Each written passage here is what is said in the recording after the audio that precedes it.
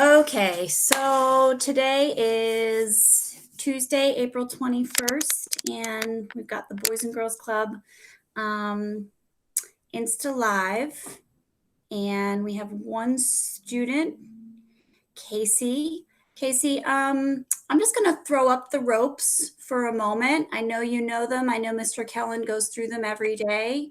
I'm just going to put them on the screen and kind of let you read through them for a moment, and then you tell me when you're finished, okay? Okay. And then I'll pull them down, okay? Mm-hmm.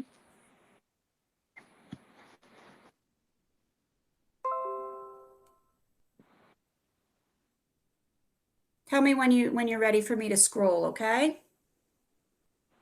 I see these every single day, all the time. I know you do. All right, so there's the ROP, and then we're just going to scroll down to the E and the S. Is there anything that you want to add, Casey? Mm-mm. Okay, cool. So yeah, that's why I didn't want to go through this too much because I know you see them every time. Okay, so I know Mr. Kellen likes to start with a question every time, so I thought I'd try to do the same thing. I won't make you introduce yourself or tell me your age since I know who you are and how old you are. But the question I came up with was if you could be any animal, what would you be and why? So take a moment to think about it, and I'll think about it too, okay? Mm-hmm.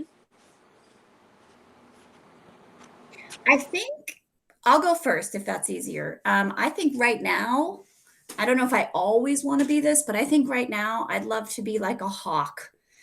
I would love to just be able to like get up and fly, fly far away, fly to see my family, fly to just be able to be out and, seeing things from above and checking the world out. So today that's what I would feel like. I asked my mom this question yesterday, and I Oh, told you her do? I'd be a turtle. Wait, that's what you said? Yeah, I said I'd be a turtle. Okay. And why would you be a turtle? Well, I didn't even I don't really have a reason. I would just be a turtle just because. Cause they're so They're so what? they're so pretty. I love the color green, and they're just so green. Okay. So slow and steady, nice and easy. Do you know the Yep. story of the tortoise and the hare? Yeah. Yeah, and it's the turtle, the tortoise that wins the race because, he's consistent and steady and he doesn't get what was it? The hare was like kind of He kept taking naps and stopping. yeah, he was a little bit arrogant about it, right? He's like, "Oh, I'm gonna win this, no problem." And because of him being so confident, overly confident, because confidence is a good thing, but the overly confident towards arrogance, that's what caused him to lose the race. So, all right, so you'd be a turtle. Good. We had done a session a few weeks back on a little bit about the mind body connection. Do you remember that one? Mm-hmm. Okay. So what I wanted to do today was to just kind of return back to a little discussion on mindfulness, just because I feel like I've sort of quickly gone over things, but I don't know if I've ever fully given like all of the definition of it and all of the ways we can look at mindfulness. Um, so would you be open to learning a new mindfulness strategy today? Yep. Okay, cool. But before we do that, I just wanted to, I guess, ask you, and you don't have to share anything too personal. We can always dig into the more personal stuff during the office hours piece afterwards. But what I wanted to ask participants today was, are you feeling any stress or anxiety lately? And if you are feeling those things, what strategies do you have to help manage the stress or the tension that you may be feeling? I don't know. Have any thoughts? Just about my homework and stuff. That's it. Okay. So you're feeling stressed about schoolwork and finishing out the school year. Um, what do you do? Do you have anything? Do you have any strategies or anything that you use to kind of help de-stress in those moments?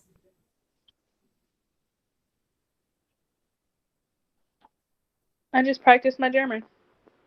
So you do your work, you practice your schoolwork, and then that helps spending some time with it, Mhm. right? Okay.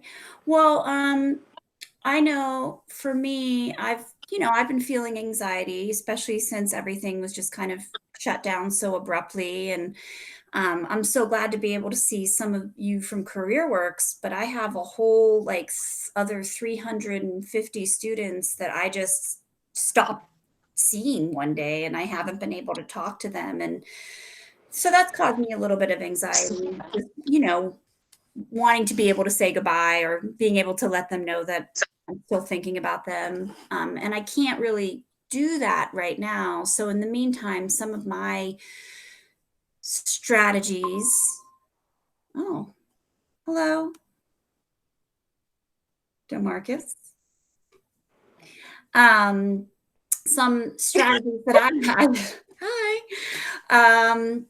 Some strategies that I have. One, my basic strategy is doing a short yoga routine every day. And just by doing that, it gives me a chance to kind of breathe. That's okay. Come on in. We're just having an open discussion right now. um,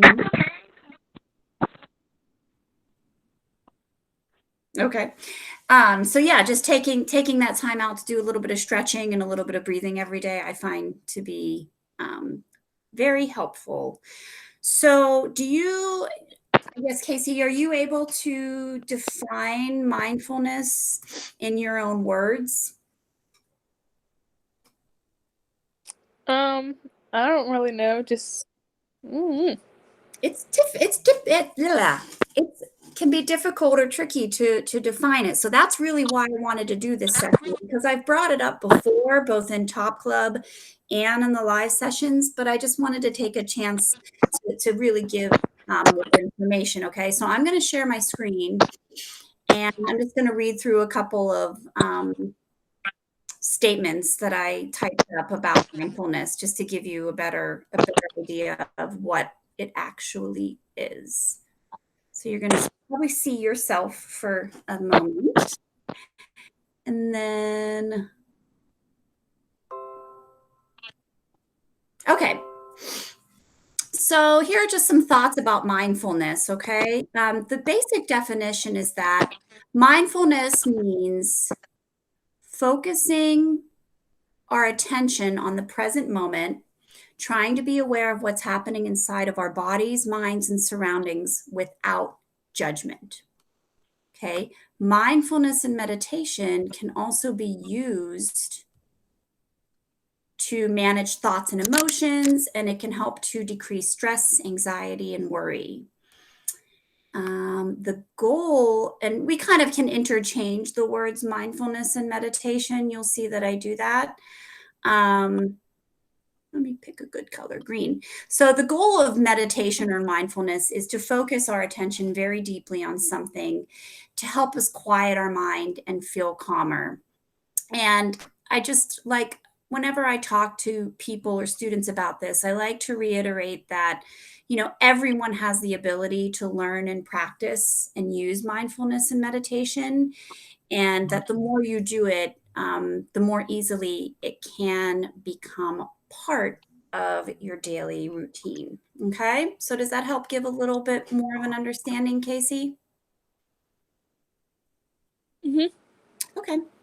So I'm going to come back to you now. And what I want you to do is I want you to get, I guess, you know what? It doesn't matter because it's just me and you. So don't worry about it. Usually I would have you get a piece of paper and write a T or an F. What do you think the T is for? True. And F is for False. false. Okay. False. Right. So what I'm going to do is I'm going to read some statements, and I want you to tell me if you think they are true or false. Okay. And it's about mindfulness and meditation. Would you like to Mhm. see the statements, or are you okay with me just verbalizing them? What would you what's better for you? Are you better with the visual, or do you like to listen? It's fine if I just listen. Okay. And if you don't understand it, I'll show you the written statement, okay? So, all right, Okay. the first statement is mindful meditation increases hormones that make us feel calm. Hormones mostly in our brain, but Oh, also in our body. So, what do you think? It increases hormones that true. make us feel calm. True. That's right. It increases the release of two hormones in our brain. One is called serotonin, and that's related to our feelings of happiness. And the other one is melatonin. Have you ever heard of melatonin? Yeah. Do you know what it helps us do? Nope. Okay. Some people actually take supplements, melatonin supplements, when they are having difficulty falling asleep at night. So, melatonin is related to our ability to kind of fall into a relaxing sleep. Meditation also decreases the hormone called cortisol, and it's related to stress. So whenever we feel anything stressful or we go through anything stressful, we have high rates of cortisol. So the meditation and mindfulness can help to kind of bring down that cortisol, which then helps to lower our levels of stress. I am going to just to make this easier for people that might be watching later, I'm going to type those up real quick, okay? Mhm. And that way, I feel like because for me, I'm also somebody that likes to see. Um, so so you're right. It is true. Oh, I want red. Where's my red? There it is. Okay, so it's true. And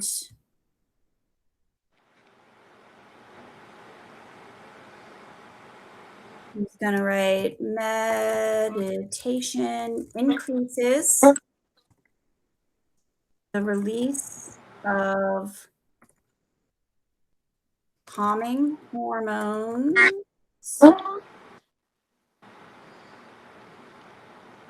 melatonin and serotonin.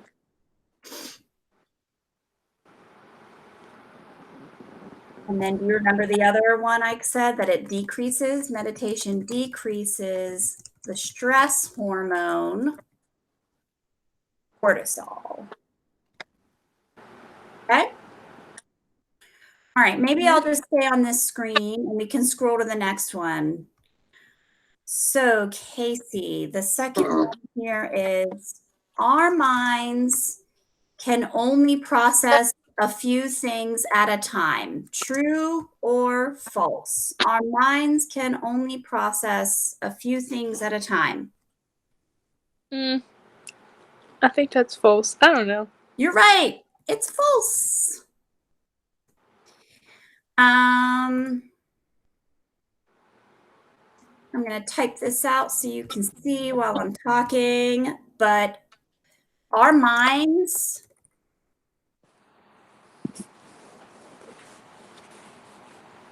this is a little science lesson today. Our minds can process up to 126 pieces of information every second. And there is actually even more info around us that we don't pay attention to because it is too much for us. 126 pieces of information. And so all of that information can be overwhelming. which is why mindfulness can help us to slow down and focus. Okay. I'm going to check. It looks like somebody is trying to join in. Did it look like someone joined in? No? My phone, it got off. I don't know why. It said that this thing, it like disconnected. Can you still hear me and see me? Yeah. All right. How about this? Can you see that? What, the presentation? Yeah. Yeah.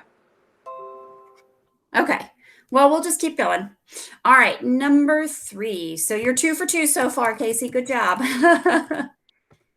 All right. Number 3. Mindfulness means that we have to clear our minds of all thought. Mindfulness means that we have to clear our minds of all thought. True or false? I think it's false. I don't know. You're right. False. I won't type all of this, but I'll give you some info. So it's a common misconception that meditation and mindfulness means clearing your brain, right? There's so many different ways to practice mindfulness and meditation, but you do not need to have a blank mind or clear your mind of all distractions in order to be mindful. Oops.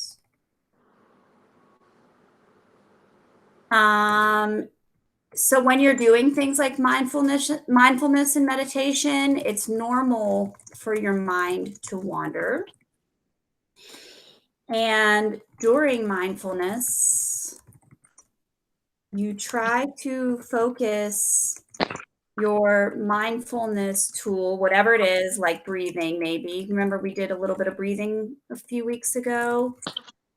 So you try to focus your mindfulness tool, like breathing.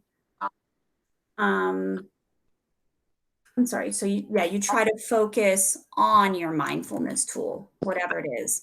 Do you remember what we did in Top Club? You liked it. Do you remember what we did? The meditation? Yeah. So we called it a body scan, where I read from the script and you relaxed from head to toe. That's also a really good mindfulness technique. And before we end today, I will show you. I made a video reading the exact same script. It's on YouTube. But if you feel like listening to me reading through that same body scan script, if you need a little bit of relaxation, you can do that. And then the other thing to remember, if you're somebody who's trying out mindfulness or meditation and you're feeling frustrated, that's okay. It's really common. When thoughts and feelings occur, you notice them, but you still try to stay focused This on. reminds me of Headspace. Say that again. This reminds me of Headspace. Yeah, I mean, it's a lot of similar. I mean, that's what Headspace is, a great mindfulness meditation app. But I just, I feel like these are good reminders when you're trying it out. So, I mean, I think that's a good thing that it reminds you of Headspace, because we're reiterating some of the similar thoughts that they present to you. All right, we won't do too many more, but you are 100% so far, Casey. So the next one is mindfulness breaks can help us to concentrate. True or false? True. You're right. It's true. I'll just write a couple points about that. Our brains, oops. Our brains have difficulty concentrating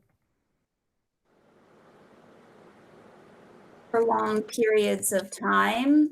And just real quick, I watched briefly your session with Kellen about your generation. Mm-hmm. And I remember one thing he said about your generation was that generally you're known to not have the longest of attention spans. Do you remember him saying Yeah. that you tend to have shorter? And do you remember why you and I think her name is Cheyenne. Cheyenne?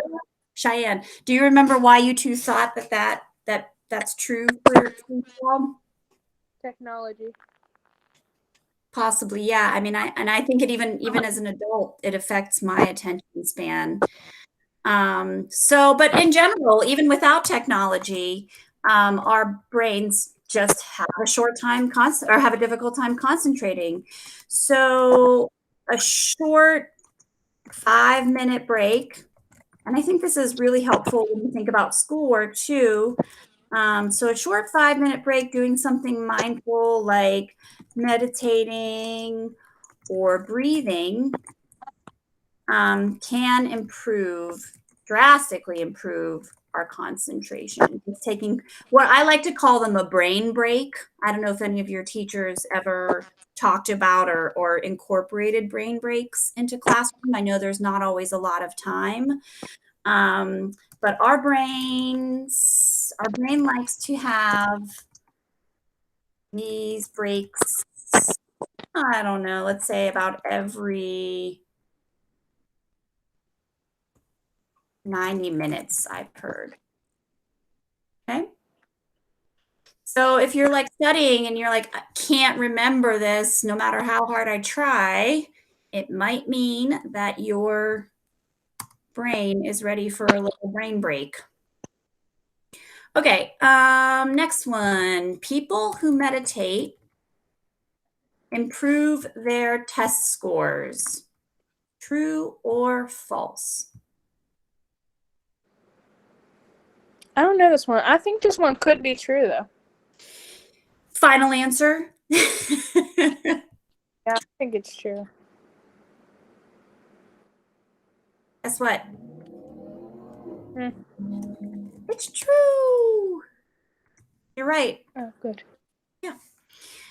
I think this kind of relates back a little bit to the previous statement about, taking those brain breaks help with your concentration. But meditation also has been proven meditation decreases anxiety. So if you get nervous about taking a test, let's just say, for example, meditating, trying to type fast, sorry. Meditating can help you by loosening the connections in your brain that associates test taking with fear.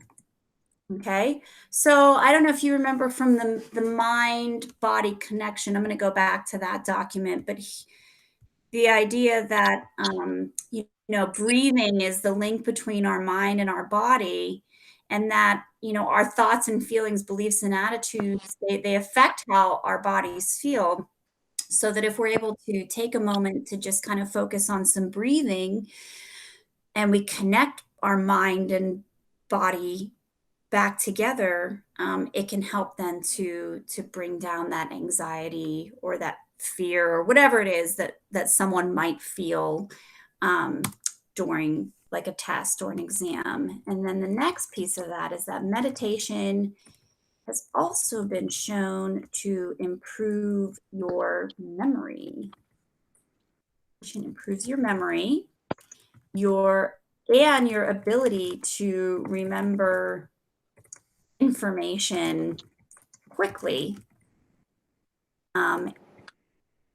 Meditation improves your memory, your ability to remember information quickly, and your ability to focus. So I think especially with test taking, when there's a time limit on it, that's especially helpful to be able to recall and remember quickly. All right. What do you think, Casey? Do you want to do the last two that I have? I'm confused on this one. I don't know what meditation Oh, all has to right. do with. Well, so then we'll do it then. So the next one is meditation improves the performance of our ears and our eyes. Take a guess. What do you think? I know, but think about it. What do you think? I think it's false. I don't know. Wrong. It's true. Mm. That's But okay. what did You got all the other ones correct. So I still give you, I commend you and give you a pat on the back. So meditation, I don't know why I can't type meditation quickly. All right. Meditation decreases distractions and helps us focus, which I've already think I've said once or twice before. And that has a positive impact on our senses, which includes hearing and eyesight. Okay. It also, this might help explain it a little bit more. It also helps to lower blood pressure. So, you know, how fast our heart is beating and how fast our blood is kind of pumping through our body. It helps to lower blood pressure, which helps to protect our organs. Hold on. Which includes our ears and eyes. And I think this is definitely, you know, as we get older, especially, this is helpful. And then I've read that people who meditate for many years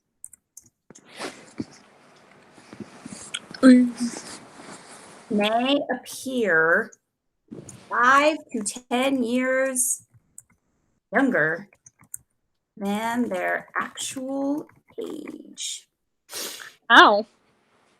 Again, this goes back to if we sleep better, right? If we have lower blood pressure, if our body overall is feeling more calm and relaxed, we're not going to maybe have the like wrinkles from stress or this sort of just tiredness that just life and aging kind of brings on. I don't know. What do you think about that? I would More love to and meditate also, when I'm 80. what's that? I would love to meditate when I'm like 80. Well, I hope that you do, and I hope that when you're 80-year-old Casey, you look back and you think fondly of your teacher, Janelle, and because I know I don't think I will be here when you were 80 years old. But it's also just the process of like breathing deeply and breathing regularly and intentionally, you know, where we bring in oxygen into our body regularly. That's helpful. All right. Well, we may as well finish this. So this is our last one. Number 7. You can change the structure and wiring of your brain through mindfulness practice. I True. think that What did you say? I think that's false. No, it's true. That's I know. how. No, I'm confused on that one. How?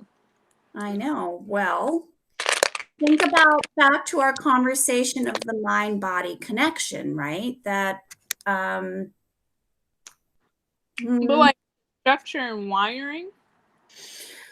all right, but think about those hormones that we talked about. You know, the cortisol is the stress hormone, or you have the serotonin and melatonin. These are hormones that are constantly pulsing through our body and our brains. And so by having, and that can affect the structure. So somebody Oh, who's, well, so let's just take an example of somebody who's very young, where they're still in the major part of their brain development, say like an 8-year-old kid, right? And they're still going, I mean, you're still going through a lot of brain development, but the majority of it happens when you're younger. So if that person goes through a really stressful or traumatic experience, they get high cortisol than they should naturally have because of the intense stress or experience that they're or stress or trauma that they're experiencing. And those cortisol levels can affect the actual structure and architecture of the brain and the synapses. I mean, I'm not going to sit here and pretend like I know everything about the brain. I'm not a scientist. I'm not a science, or I'm not a neurologist. But what I have read when I was preparing for this is that research shows that practicing, maybe this will help, that practicing mindfulness consistently, they probably did a study, I'm thinking, for at least 8 weeks can shrink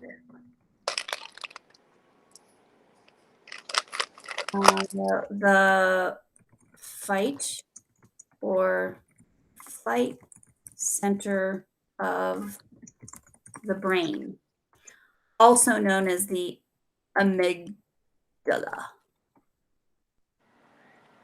Okay. It also helps this is another part of your brain, the prefrontal cortex, become thicker. And the prefrontal cortex, I'll write down real quick what that is.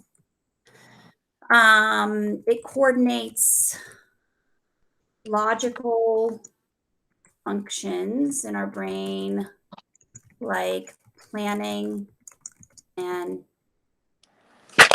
decision making. So going back to what I was saying before about, a small child who maybe experiences some kind of trauma when they're little, but that on the flip side, that can negatively affect the structure of the brain, right? So if we take the opposite point of view, that if we're doing things that decrease stress and increase positive things within our mindset, that then helps to build those connections and strengthen those connections. But I really like this part, that it helps the prefrontal cortex become thicker. And so you're able to, more easily have those logical functions working even better, like planning and decision making. So I will post that somewhere so that if you feel like going back to it, you can. But good job. All right, so let's see, what is next? Okay, so we're going to do the mindfulness technique that I wanted to practice today, okay? And this is called strategic recall, okay? Do you know what the word strategic means? Nope. Okay, so when you are being strategic, that means you're doing something purposefully. All right, the root word of strategic is strategy. Okay, and what do you think the word recall means?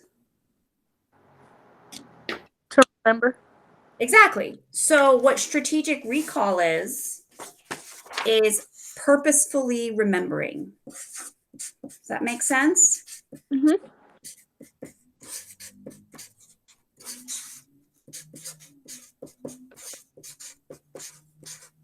I'm a visual person, so I just wrote out strategic recall. Okay. So it's exactly that. Strategic recall is a practice where you specifically try and remember something that causes you to feel happy, right? So we want to focus on positive memories. So like if we remember the experience or the memory, it helps us to almost relive it or re-experience the memory. Okay. I'm going to give you a couple more pieces of information on strategic recall, and then we'll do the actual experience.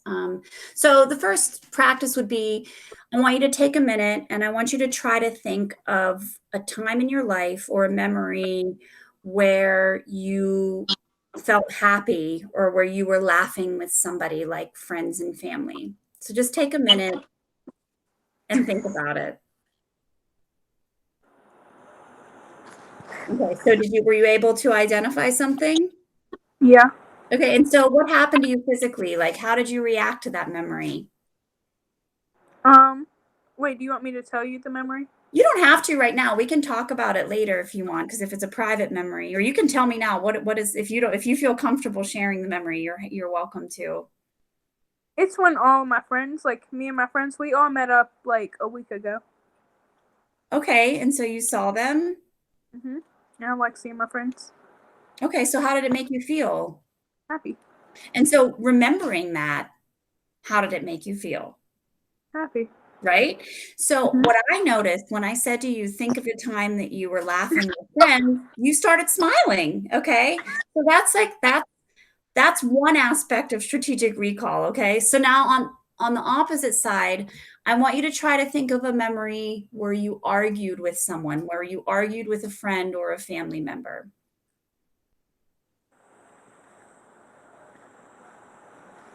Do you have your memory? Yep. So when you think about that memory, like how does it feel to recall that memory? Like we could have did stuff different. I don't know. So there's a little bit of regret. Yeah, kind of. Maybe you can also learn from it as well, which is definitely something positive. Um, so I'm just going to share this with you just to give a little bit more information on strategic recall. Okay, so I'm going to do the same thing and just kind of highlight it as I'm reading it. So strategic recall. So when the body recalls a memory, it replays it like a movie, and your emotions and body can react like it's happening, even though it's just a memory. Okay. Um, Sometimes, using recall doesn't always have a positive effect. Okay. It can get in our way, especially if we're recalling a tense or stressful moment. But for the sake of what we're doing today, if we choose to recall positive memories, like the one that you just described with your friends, we can use it to our advantage by using it to create good feelings in our brain and body. Okay. Um, the basic thing I hope you can take away from this, though, is that the process of using strategic recall can help us to relax, focus, and feel calm. And when we strategically recall the times that we felt safe or happy or proud, or however, whatever positive feeling it is, that these memories cause our bodies to feel the same good feelings that we had during the actual experience. Okay. So, what I want you to do now is, it looks like you're sitting somewhere pretty comfortable. Are you comfortable? Yep. Okay. Can you see me again?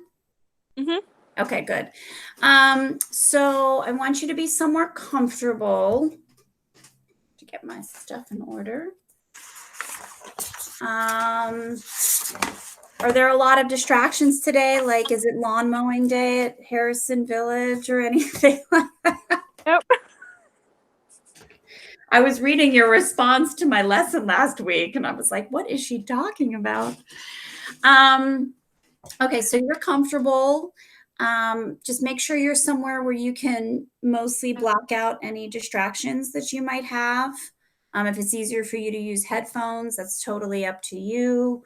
This is similar to the body scan, but it's different. But I'm still going to be reading something, and all you have to do is just listen to what I'm saying, focus on my words. You don't have to say anything, and I'll just guide you through the process, okay?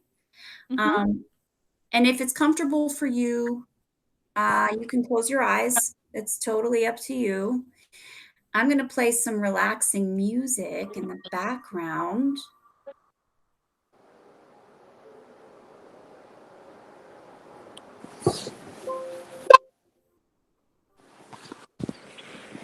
Tell me when you're comfortable and ready to move forward, and I will begin, okay?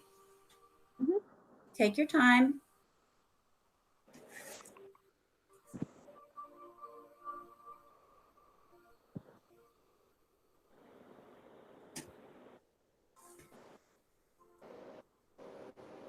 You ready, Casey? Mhm. Can you hear the music? Yeah. But you can hear my voice as well? Yep. Okay. All right, so we're going to begin. Like I said, make sure you're sitting comfortably somewhere where you're able to block out any distractions. Close your eyes if that's comfortable for you. Yeah, you can leave your phone like that. You don't need to see it for this part of it. Just listen to my words and focus on my voice, okay? So, what I want you to do is to try and think of a really wonderful memory. Try to think of a time when you felt happy, safe, relaxed. Casey, can you do me a favor, honey? Will you put your microphone or mute your microphone for this portion? Mhm. Thank you. So try to think of a time when you felt happy, relaxed, and safe. It could be a memory with people or without people. It could be inside or outside. It could be something as simple as a hug from somebody who loves you, or a time that you had a lot of fun hanging out with your friends, or it could be something different whenever you want. So I'm just going to give you a moment to think of your memory. I won't ask you to share it right now. I just want you to just think of something that makes you feel, like I said, happy, relaxed, and safe.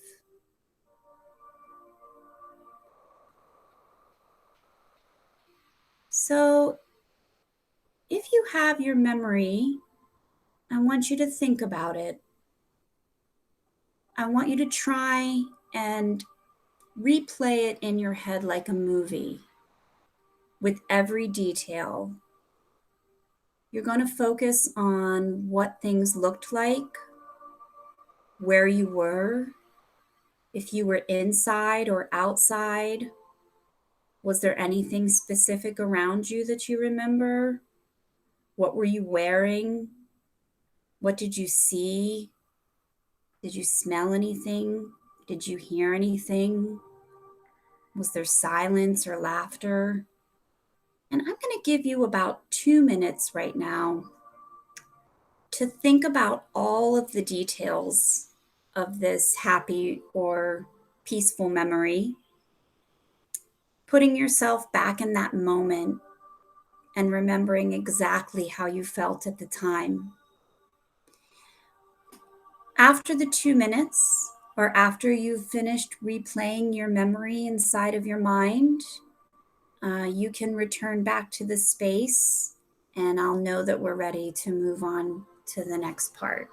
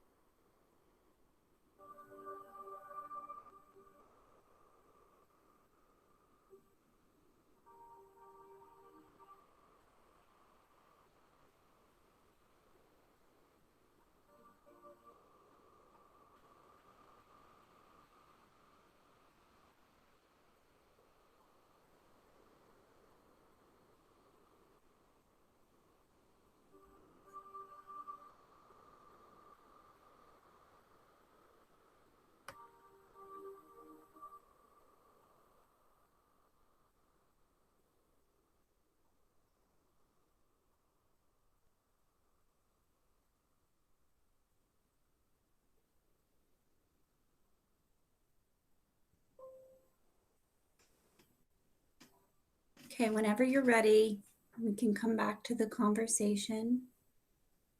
And you can unmute your microphone since it's just me and you, Casey.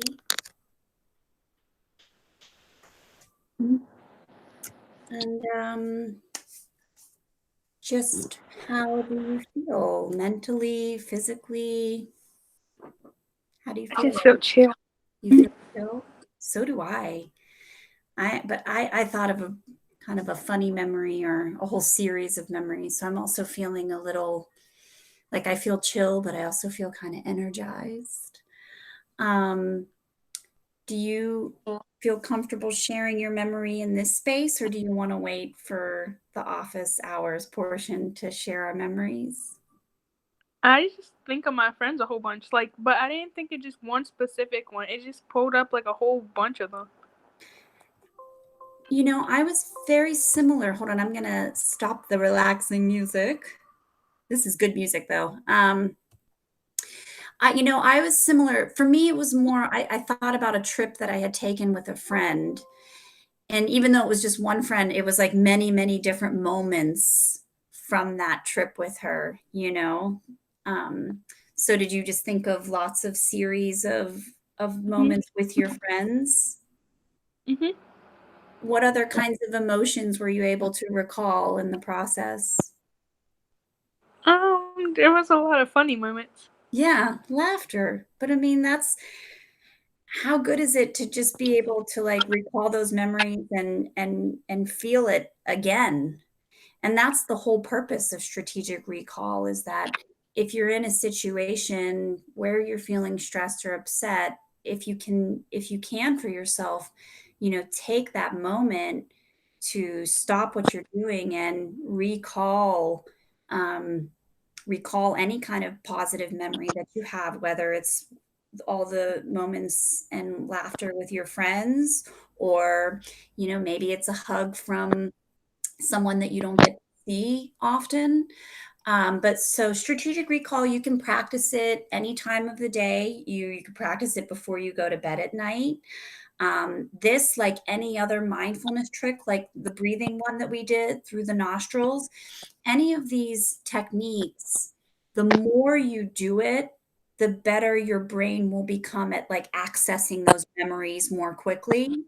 And if you practice it every day or a few times a week or whatever it is, you can teach your brain that these memories are important to you and that you like how they make you feel, right? So your brain's going to start to understand that. And then again, like the more you practice it, the more quickly the memory will come back, the more quickly all of the positive feelings that you associate with that memory will kind of flood through your brain and through your body. So that's essentially the benefit of strategic recall. I mean, I tell this silly story. When I was a little kid, I must have been way ahead of my time with this because what I started doing when I was little was anytime I'd feel stressed out, I'd think about, or scared, anytime I felt scared, I always thought about Care Bears driving in their cloud cars. And I don't know if you know what Care Bears are, but they were a cartoon on when I was little. And they were these little bears and they drove around this car made of clouds. And I'll tell you, and when I was little, no matter how scared I was, if I thought about that memory, I'd start to lose whatever fear I was experiencing. So you can do this as a little kid, you can do this as an adult. Um, and so that is really it for today's lesson on strategic recall. Okay. Do you have anything you want to add or say about the experience? No, but my mom, she had this one pink Care Bear that had a rainbow on its stomach. Cheer Bear. Uh, um, yeah. Well, do you think going forward that you would use something like strategic recall? yeah. Cool. All right, well, I'm going to stop this, but stay with me because I came up with some fun unanswerable questions that I thought we could just talk about for a few minutes before you go today, okay? Mhm. All right, so let me do this right. I'm gonna stop the live.